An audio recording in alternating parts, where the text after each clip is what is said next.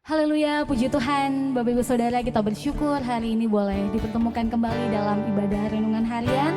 Mari saya undang Bapak Ibu Saudara untuk boleh kita menyiapkan hati kita yang terbaik untuk memuji dan memuliakan nama Tuhan. Terima kasih Yesus, terima kasih Tuhan. Yang percaya Engkau selalu beserta dengan kami Bapa. Apapun situasi kami hari ini Tuhan, kami ingin menyerahkan semuanya kepada-Mu Tuhan. Kasih Yesus, oh haleluya, besertalah dengan kami Tuhan, hanya Kau yang layak disembah, hanya Kau Tuhan kami yang hidup.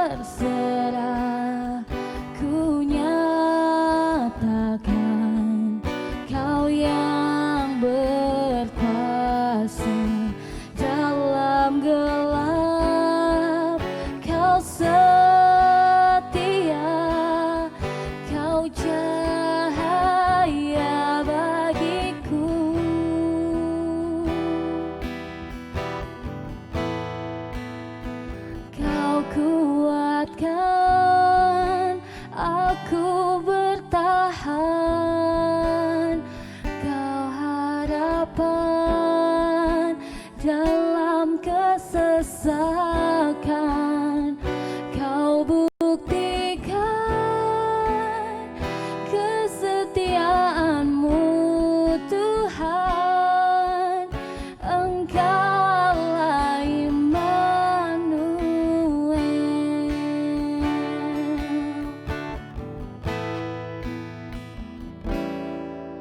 Bapakku datang untuk menyembah.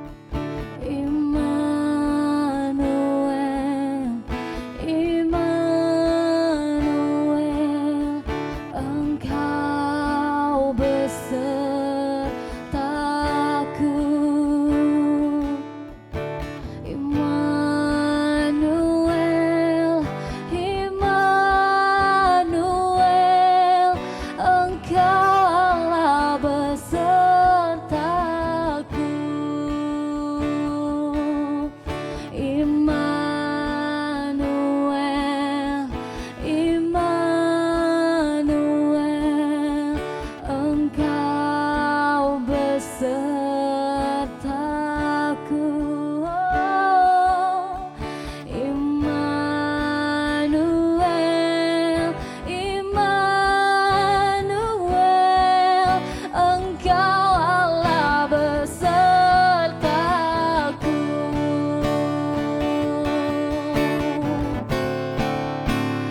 Kau kuatkan aku bertahan,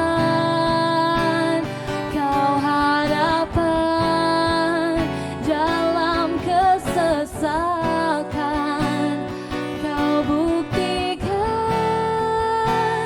kesetiaan-Mu Tuhan, Engkau Allah Immanuel.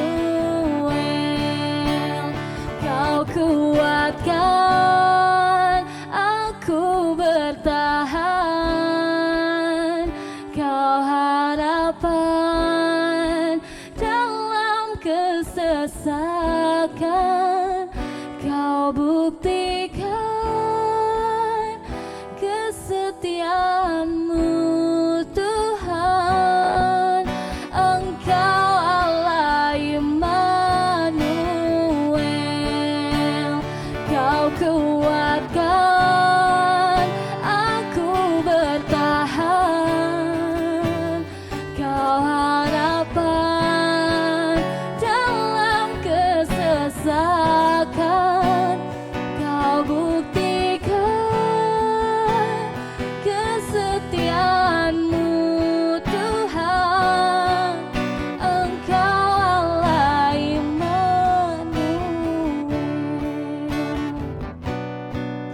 Engkau Allah Immanuel. Engkau Allah Immanuel.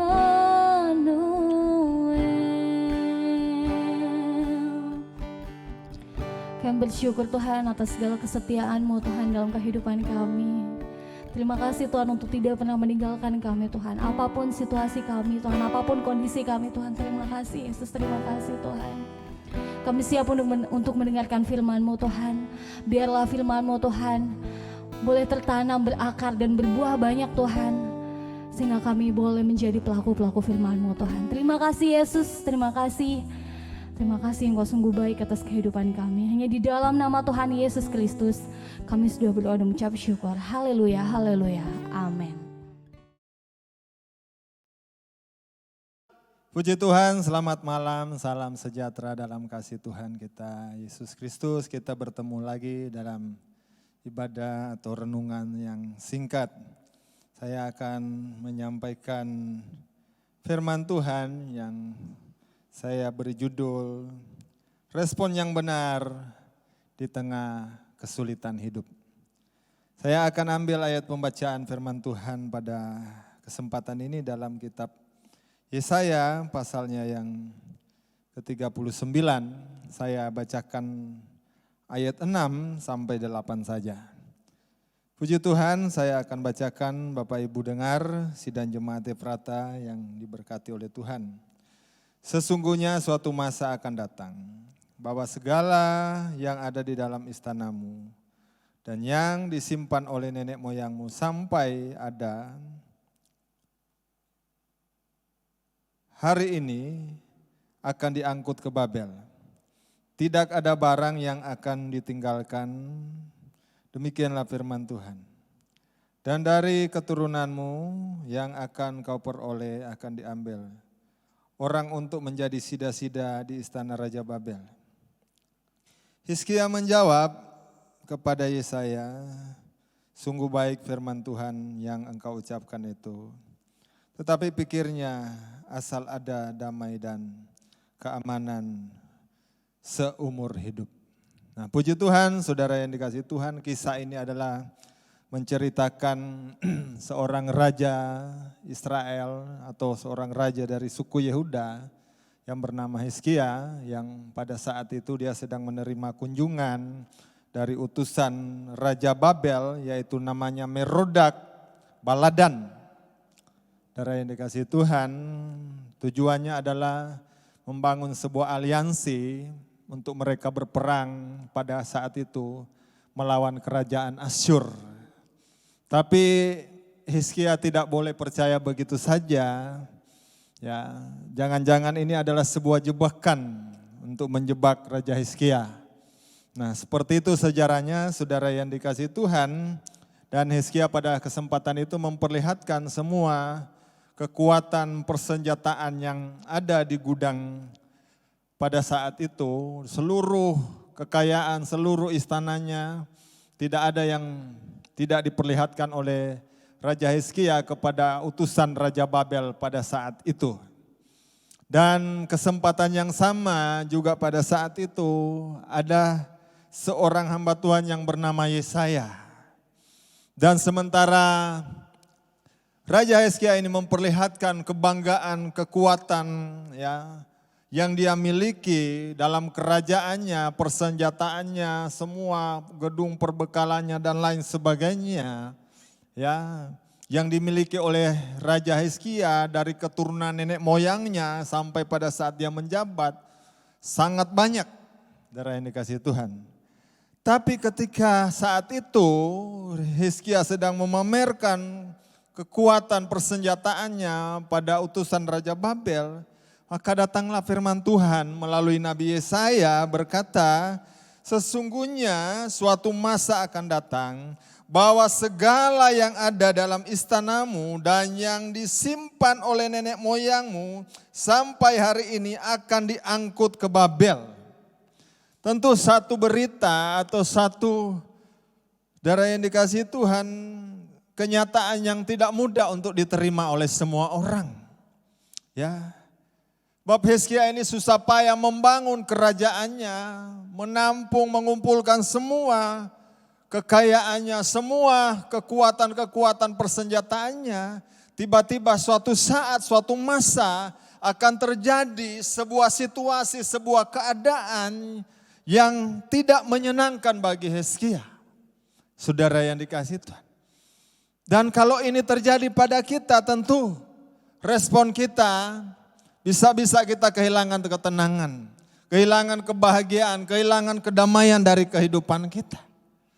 Tapi berbeda dengan seorang Hizkia, merespon isi firman Tuhan, bahwa suatu masa, satu saat, ya, seluruh kekayaan Hizkia, seluruh yang ada di dalam istananya akan diangkut ke Babel, saudaranya. Tentu ini sebuah berita yang tidak enak diterima oleh Hizkia. Tapi mari kita coba melihat bagaimana respon Hizkia ketika firman itu disampaikan oleh Yesaya. Ya, saudara, menubuatkan tentang sebuah kejadian, tentang sebuah peristiwa, tentang sebuah situasi, tentang sebuah keadaan yang akan dialami Hizkia ke depan. Apa itu? Seluruh yang ada dalam istananya akan diangkut ke Babel. Nah ini saudara yang dikasihi.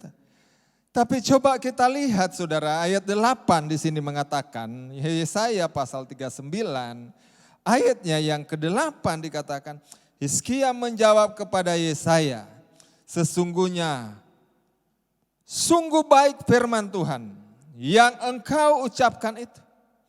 Tetapi pikirnya asal ada damai dan keamanan seumur hidup.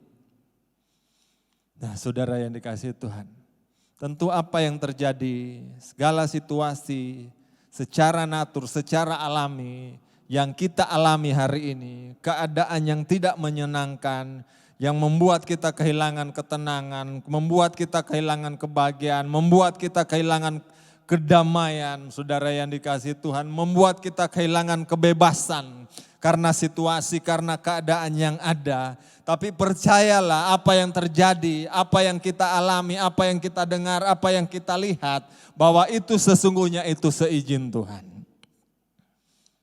Tapi coba kita melihat respon Hizkia. Dia mampu, sanggup melepaskan ketergantungannya terhadap kepemilikan yang dia punya. Yang selama ini menjadi kebanggaan oleh Hizkia. Yaitu seluruh isi kerajaan. Dan bagi Hizkia, saudara yang dikasihi Tuhan, yang terpenting di sini adalah yang penting ada damai dan keamanan seumur hidup. itu sudah cukup bagi seorang Hizkia. Artinya apa? Hizkia mampu melepaskan ketergantungannya terhadap fasilitas kerajaan, terhadap isi kerajaan, terhadap kekuatan kerajaan, terhadap kekuatan pasukan, terhadap kekuatan persenjataan. Bagi Hizkia kedamaian dan ketenangan itu, Hizkia mengalami perubahan dalam pemikirannya. Bahwa ketenangan, kedamaian bagi Hizkia itu yang sesungguhnya adalah yang bersumber daripada Tuhan. Tidak ditentukan berapa banyak senjata yang dia miliki, berapa banyak pasukan yang dia miliki, berapa besar kekayaan yang dia punya.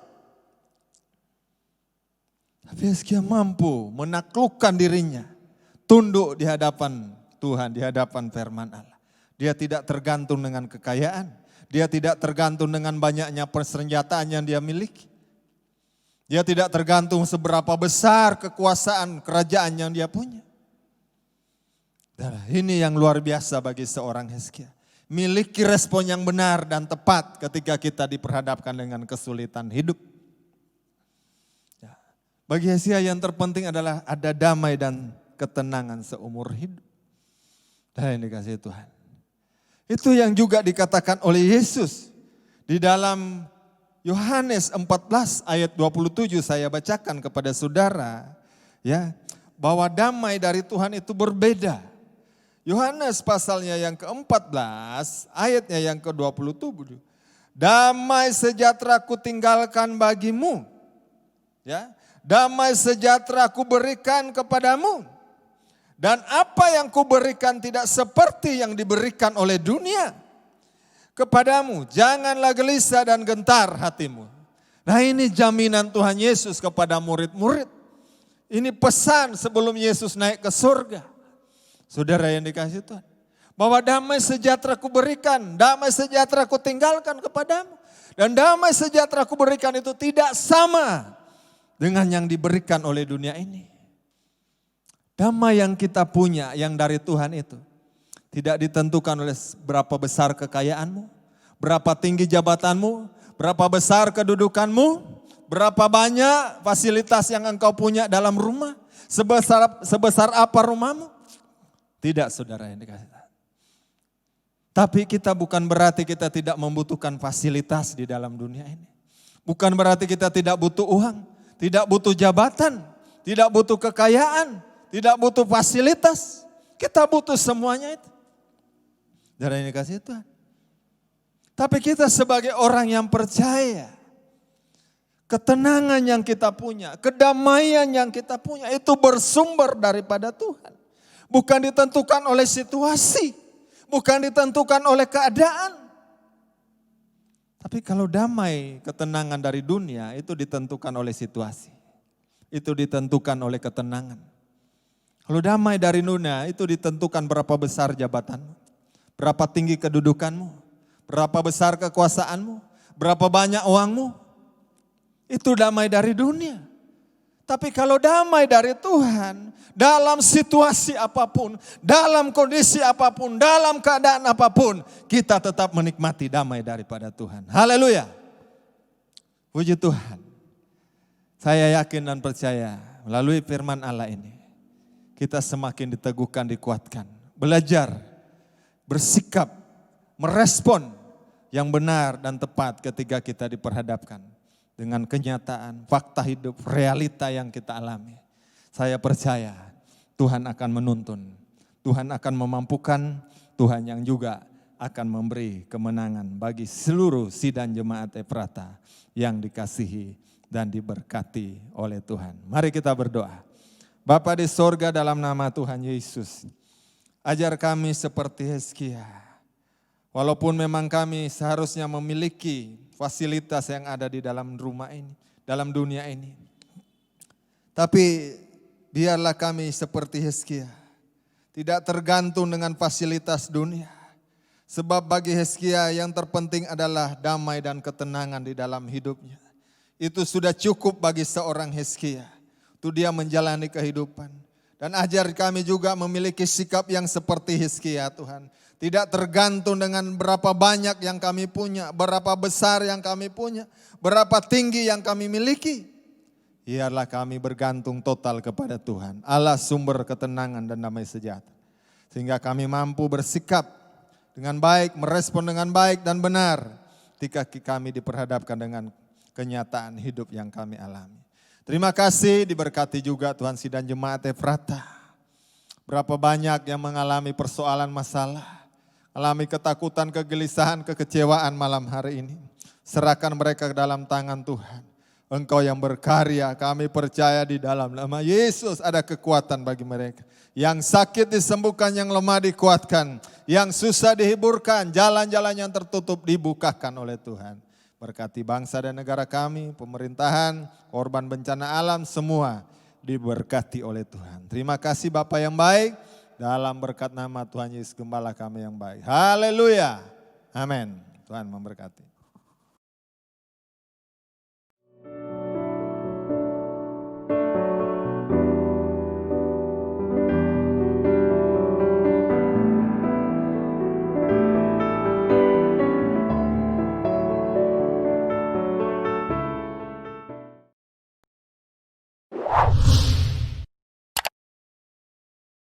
Subscribe channel YouTube GPDI Efrata Yogyakarta dan aktifkan lonceng notifikasinya untuk mendapatkan informasi seputar live streaming dan video khotbah terbaru lainnya.